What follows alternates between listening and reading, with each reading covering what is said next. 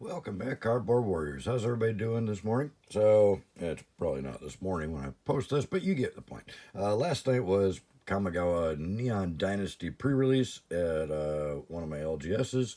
So I went to that, and my fiance went as well. We both played. I ended up finishing third place. So I do have 4 prize packs to open. 4. So we're going to open those later in the video, so stick around for that. But I wanted to go over what I got in my pre-release kit and the deck that I built and how I was able to get third place. And I almost was able to get into the first or second, but we'll explain what happened why I wasn't able to win. But there was 15, 16 players, I think 16, 15, no 15 because there was an odd number.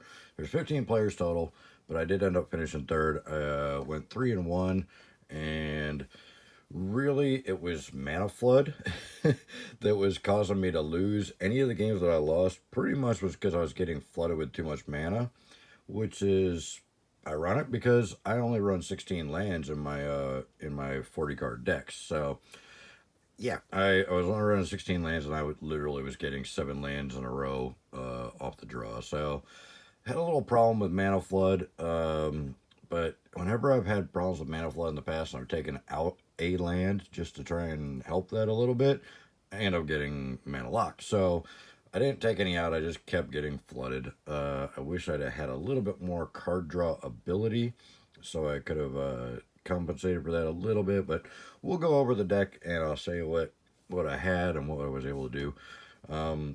So first off, I decided to go blue and black because I ended up getting Kaito in the pack. So Kaito Suzuki, this guy is really, really good. The ability to draw a card and not have to discard as long as you attack that turn. Really good in sealed because you're probably going to be attacking a lot because most of the decks are creature based. So there was the ability to create the 1/1 ninja token with this creature can't be blocked, which is great for the ninjutsu. So you can get a creature through and then ninjutsu the token. But I didn't end up using that, and I'll show you why when we get in to talking about the deck a little bit more. So, and I never got his ultimate off because 7's a bit much to try and get on a planeswalker and sealed here. I think the highest I got him was like 5, so he didn't stick around very long most of the time. I either won the game quickly because the extra card draw, or I lost, or he got killed. So anyway, I got Kaito. So that's one of the main reasons I decided to go blue and black. I'll show you the other colors and show you what I had. I was very tempted to go blue, black, and white because I did have a lot of removal in white, but I figured I had enough removal in black and blue to just kind of deal with it, and it ended up being enough most of the time. Next mythic, I got 2 mythics. Blade of the Oni. This card is broken in sealed. I'm not sure how it's going to do in constructed, but in sealed, a 2-drop that's a 3/1 with menace already, and then you can pay 4 or more at any time to make any of your creatures a 5/5 demon with menace is unbelievably powerful. So this card really, really came in handy. After the first time I got this card on the board, every time I get the card on the board, the opponent would be like, "Oh no," because it was pretty much, yeah, this is a problem. So this card was very, very brutal and sealed. I don't know how it's going to do in constructed because 4 for a 5/5 and constructed really isn't that great, but in sealed this card is a powerhouse.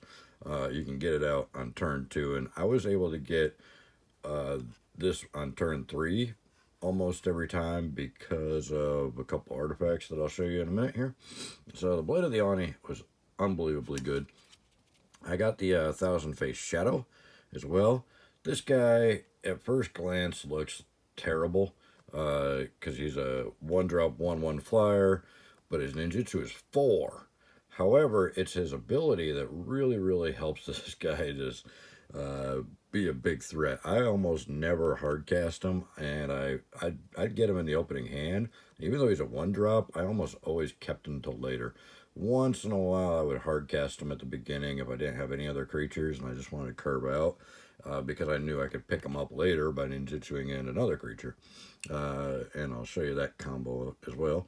But the ability is whenever he enters the battlefield from your hand, if it's attacking, in other words, if you ninjutsu it in, you create a token that's a copy of another target attacking creature.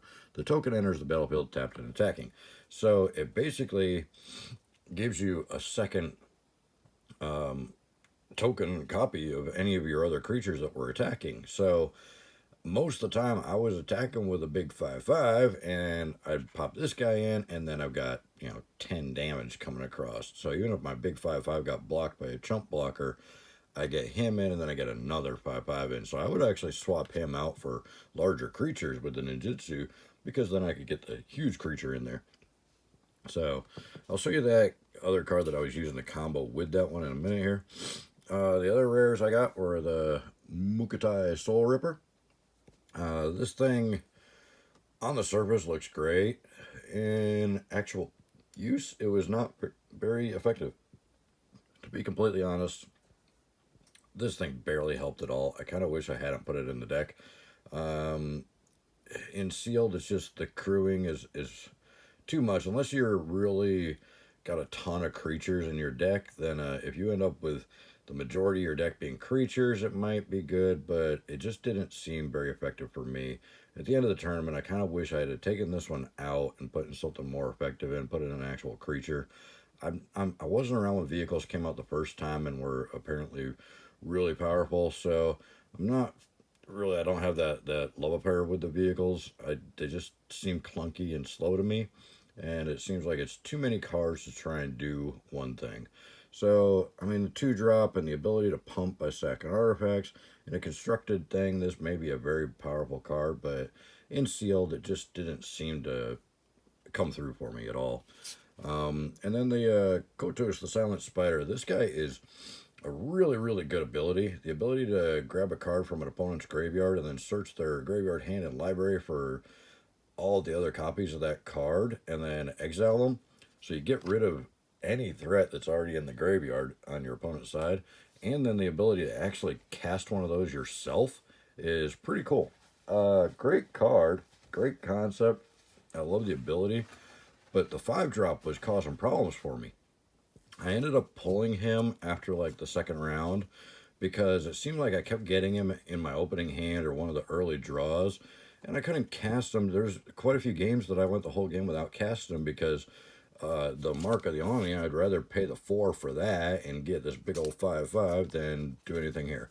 Now, it did win me one game because I did have the Mark of the Oni out onto a creature, reconfigured onto a creature, so I had a 5/5 with Menace, and he had 2 blockers, and I was able to cast this, pull one of his removal cards out of his graveyard, and then use that to get rid of one of his creatures so he couldn't block, so I was able to get through for lethal. So I did win one game with him, but I still just decided that he was spending way too much time in my hand and not enough time on the field. So I did pull it after the second round. But it is a good card, but maybe not for sealed because of the fact you're only going to get the one card because they're probably only going to have one copy of the card in their whole deck. So I didn't get that. That was the pre-release rare there. So I didn't use that after the second round, and it only won one game for me. So a little pricey to just keep in the hand for no reason. All right, the uncommons that I used were the Goshintai of Hidden Cruelty.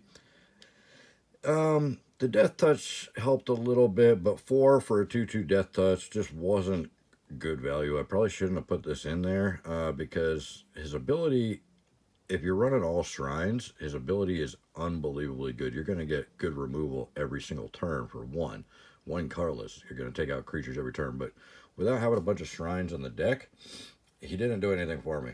I could only take out a 1 toughness creature, and most of the time I wasn't facing 1 toughness creatures. I could take them out pretty easily with other cards. So I kind of wish I hadn't put that in there. This guy, the Acquisition Octopus, he was really, really good in the deck. 3-drop 2/2 that whenever he deals combat damage to a player, draw a card, and then the reconfigure a 2 to make it into an enchantment. I don't think I ever, well, I think maybe one time I reconfigured it onto like one of the 5/5s, but most of the time he was just an extra card draw here or there, or I was using him to ninjutsu another creature in because he wouldn't get blocked. So, good card. I got a lot of use out of it, but I just don't think it was really important to the deck, but the extra card draw here and there did help. So I'm glad I had him in there, even though he didn't come into play too much. Prosperous Thief, this guy, I only got him in like one of the games, so I was able to use him. The 2-drop ninjutsu for a 3/2, and you get a treasure token whenever he deals combat damage. That's awesome. So he did help out when I got him into play. I just only got him in my hand one time out of all the games that I played. And every match I played was a 2-1 match. So I played a lot of games. I played, 4 rounds, so 3, 6, 9. I played 12 games, and I only actually got him in my hand once. So it was just unlucky. I just didn't get him very often, but he was really helpful when I did get him. Thirst for Knowledge, what can you say? That it's a reprint, everybody knows it. It's a great card. Really helped out. I was able to cast it 2 or 3 times, and it obviously was a huge help because I really needed the card draw to get rid of those lands. One time, I was getting flooded so bad, when I cast this, I literally drew 3 lands. So it was terrible. I was getting so much mana, and I was running only 16. Life Up to Zero Umezawa. Great card. This card helped out a lot. The +2/+2, the -1/-1 for removal, or the gain life. I ended up, I never used the removal, but I did use the +2/+2 a lot, and I used the 2 life a couple times to keep myself around to be able to get the win. And then he turns into this guy, the 2/3. I don't think I ever used the ability, but that is a really good ability, being able to pay 1 life to get a black mana to cast an instant or sorcery. Great for removal. I almost used him one time, but I was able to get mana other ways, so I didn't need it, so I could still use them as a blocker. So, really good card there. The commons, Twisted Embrace, amazing removal card. 4 mana to destroy any creature or planeswalker, and you get a permanent +1/+1 on one of your creatures.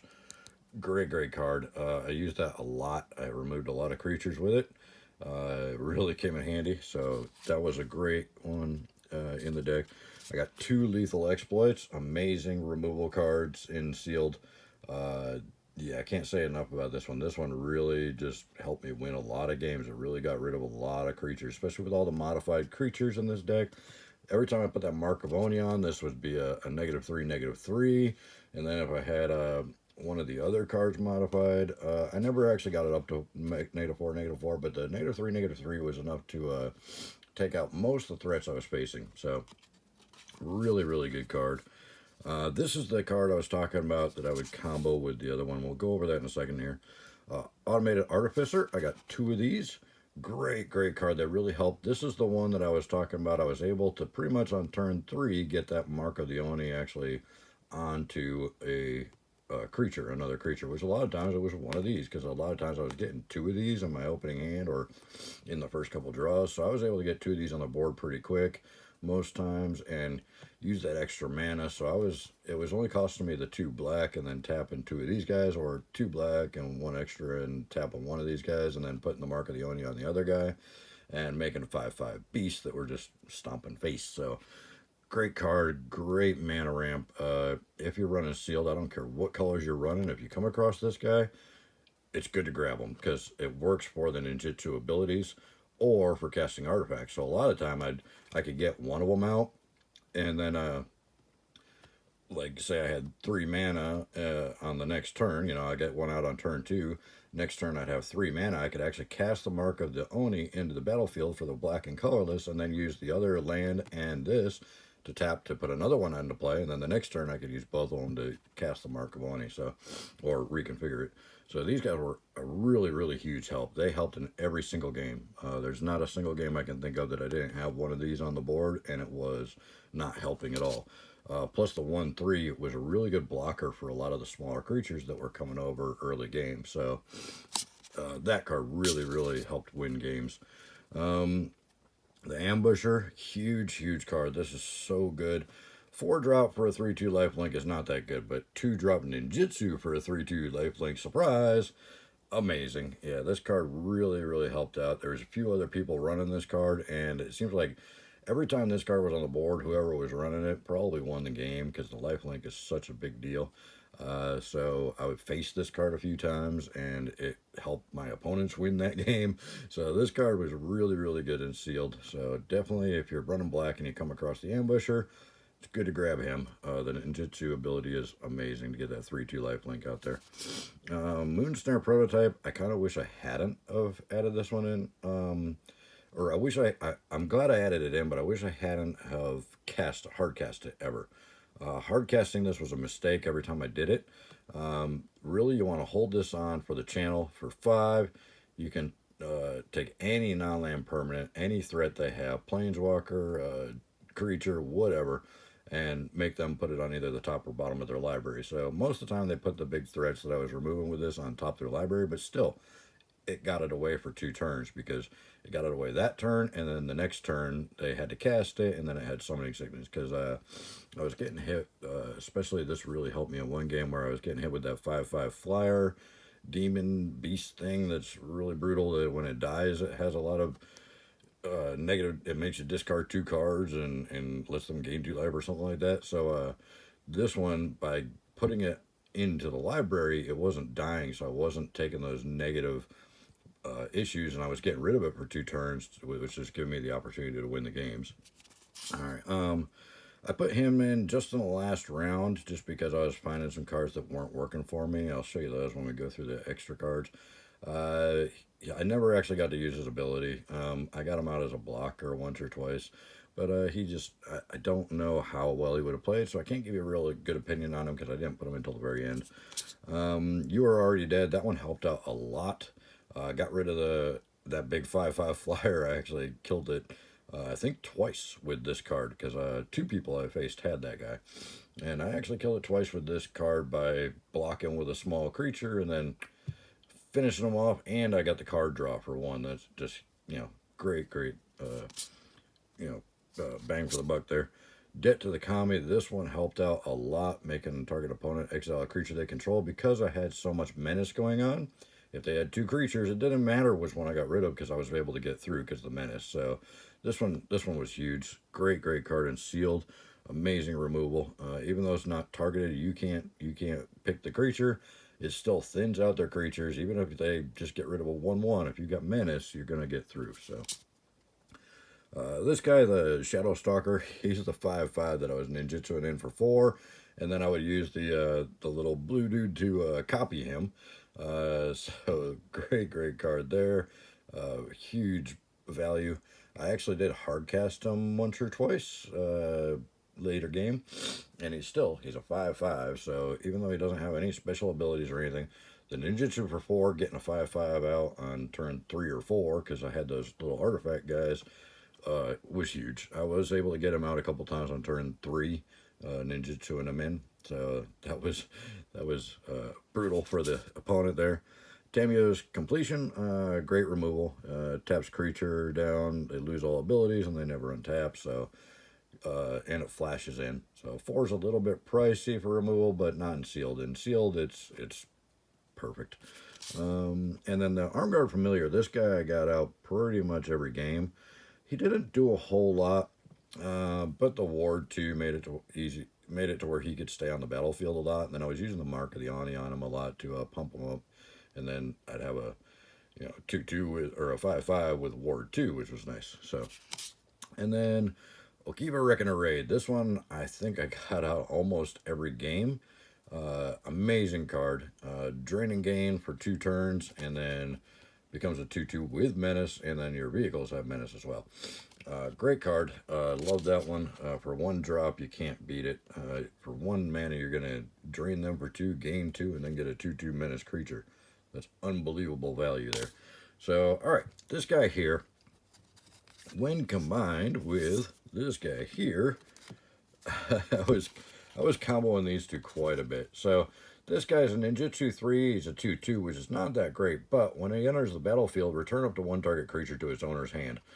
I was clearing the board like crazy with this guy. So I would ninjutsu in 1 or the other, and then the next turn I would swap them, and then the next turn I'd swap them again, and I kept swapping them. And whenever I'd swap him in, a lot of times if I was attacking with him, I would ninjutsu him onto another creature and then create a token copy of him to make him pick up another creature. So I was returning a lot of creatures to hands with these two, just kind of swapping them back and forth with the ninjutsu every turn, or copying him to get rid of another creature and still get a bunch of damage through with him. So great little combo there. I had a lot of fun with that one. So that's the kind of I tended to do that a lot in the games that I won, was when I could really combo these two off of each other. So that was fun. So these guys are very effective. This guy in sealed, if you're running blue, definitely grab him, because being able to unsummon a creature, get it out of the way, doesn't matter that they're going to recast it, because most of the time you're going to get enough damage through while they're having to recast it, and it's got summoning sickness, you're going to get enough damage through to win the games. So I really liked that combo between those two. So that was a lot of fun. All right, let's show you the rares I did not use. I got a Restoration of Ijano, Iganjo, I guess. And I got a Boseiju, the awesome, most expensive rare in the set. The awesome green channel land. I was tempted, I pulled that really early, and I was tempted to run green because of that, but I ended up going black and blue because I pulled Kaido in the last pack. So I chose that instead. And there we go. So those are the rares I didn't use. And then here is the cards I didn't use. Now, these first two cards I did run at the beginning. But I ended up pulling them out because I was having the mana issues. I was getting color locked sometimes. The first two games I lost were because of color lock.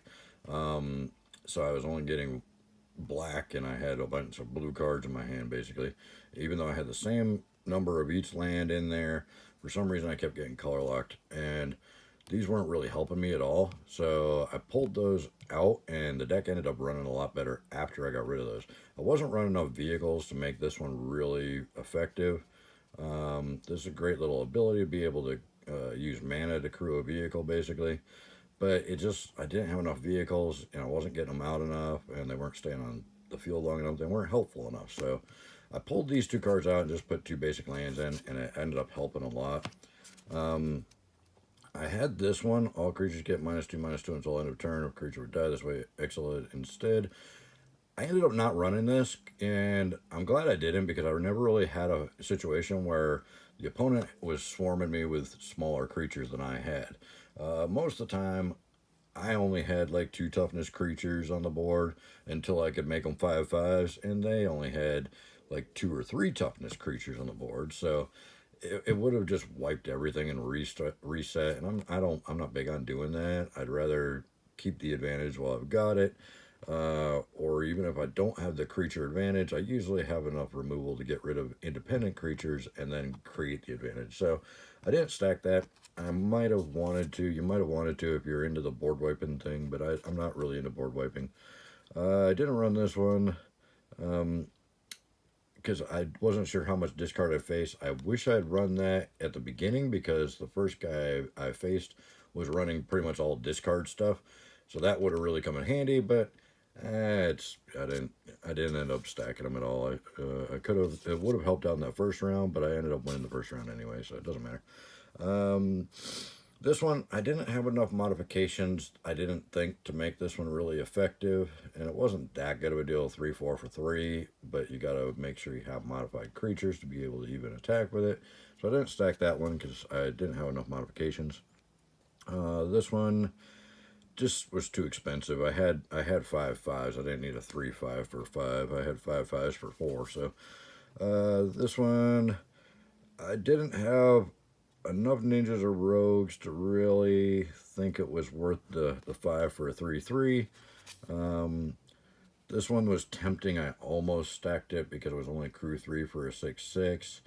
But I just wasn't sure how well the vehicles were going to work, and I'm glad I didn't, because the vehicles didn't work that well. This guy is just too expensive. 7 for a 5/7. The ward 3 is great. The counterspell ability is pretty good, but I figured I had enough big 5/5 threats with the Mark of the Ani and the other 5/5 ninjutsu guy. I didn't bother with it. I got 3 spell pierces, but I don't like running counterspells. I don't like playing against counterspells. It makes the game no fun for you at all when you can't cast anything.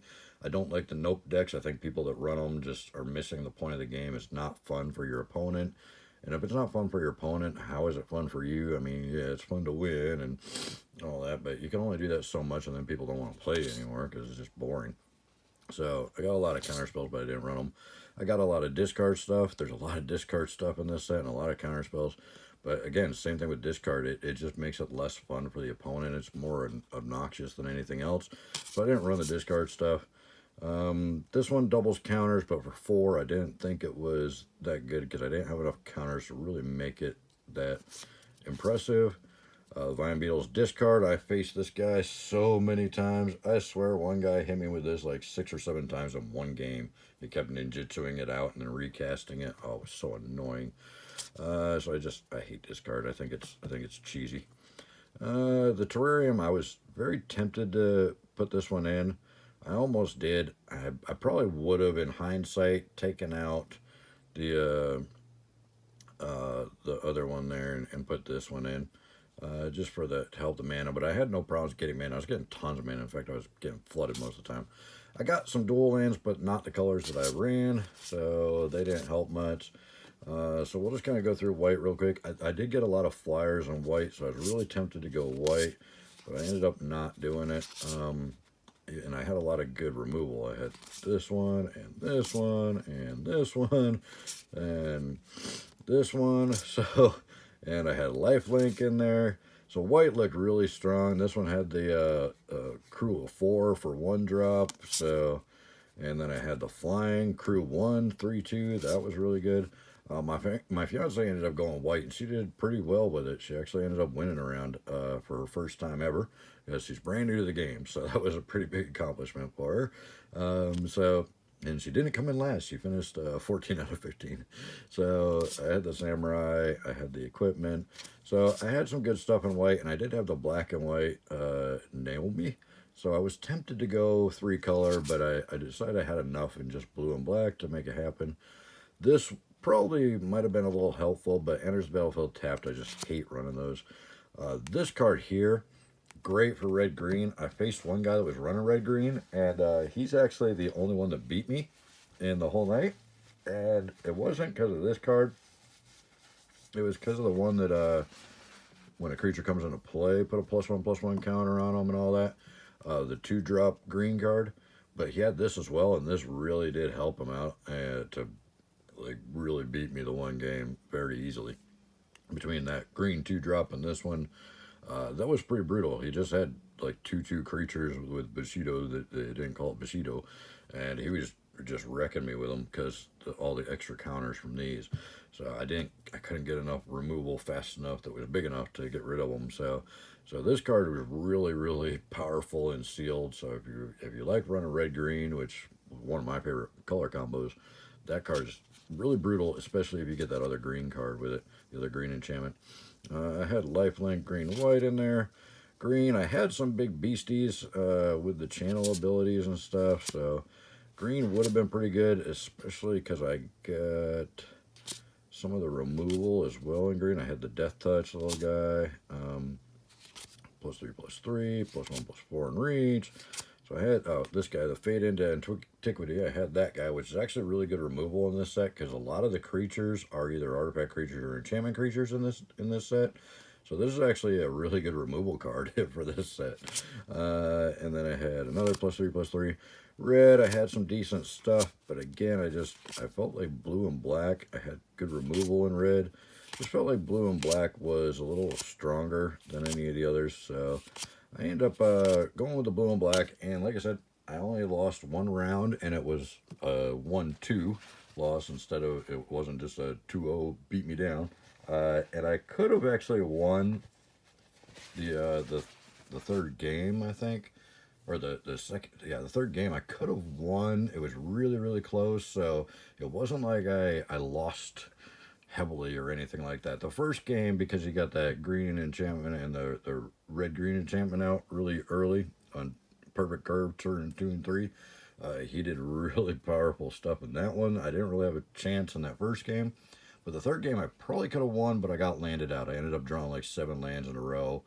I wasn't drawing enough stuff to keep up with them. If I'd have drawn creatures instead of lands, or even spells instead of lands, I might have won that third game, and then I would have won all the way through, I would have finished first or second. So that's what happened there. Let's break into the prize packs. I know this is a long video, but a lot to go over. So let's see what we get in the prize packs here. So I got 4 Kamigawa Neon Dynasty set boosters as the prizes for coming in third.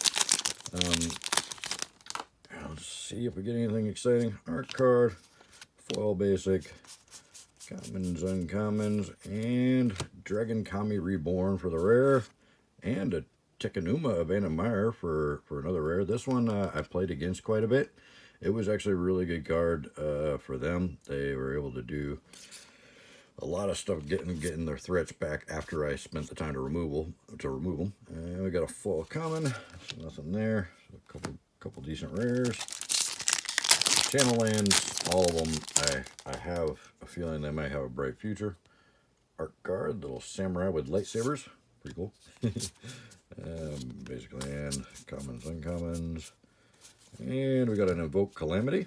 Okay, this one could invoke some Calamity in some formats. We'll see what happens with it. It looks like it could be fun. Being able to cast free spells is always dangerous. Advertising. Uncommon foil. All right, next pack. Come on, give us something spicy in here. All right, art card. Ooh, gorgeous foil forest. And our commons and uncommons, and Thousand Face Shadow, another one of them. So that little guy, he is fun. We'll see what happens with his value in the future. We got this card. And the Preserver here, and we got Cult of the Waxing Moon from Shadows over Innistrad, I believe. Yep, Shadows over Innistrad. So there you go. There's our list card, and one more pack. What are we going to get? What are we going to get? We're going to get Goofy Art. Okay. And Basic Land, Commons, Uncommons, and a Shorikai Genesis Engine for the Commander Mythic, and a Jano Uprising for our rare. Nothing exciting there. Uncommon foil, and a flip token. Alright, so nothing too exciting in there. I think probably the best pull will end up being that Channel Land there, the Tekanuma Abandoned Mire.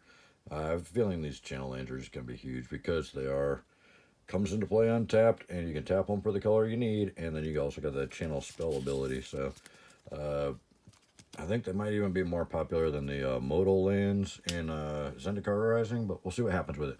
So there you have it. Let me know what you guys think. Let me know how you did at your pre-release, and looking forward to hearing from you. Check out the description below. Any of those links down there, they're going to help you. They're going to save you money or get you cash back on your purchases, and they're going to help me help support the channel a little bit. Every penny counts. So thank you guys so much. I really appreciate your time and all your anticipation to watch my videos and stuff when I post them. So thank you so much, and we'll see you in the next one. Bye.